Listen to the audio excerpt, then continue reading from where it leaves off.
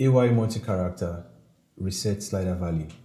With AY multi-character, you can easily reset the value of your generated character with just a click of a button.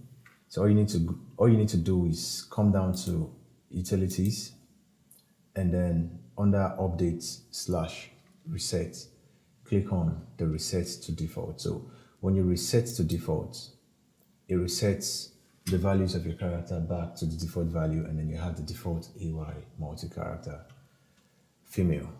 So when you do this, some attributes would not be reset, but you can easily do that yourself by using the backspace on any of these values. So for example, the belts, just go backspace, it changes the color back to 0.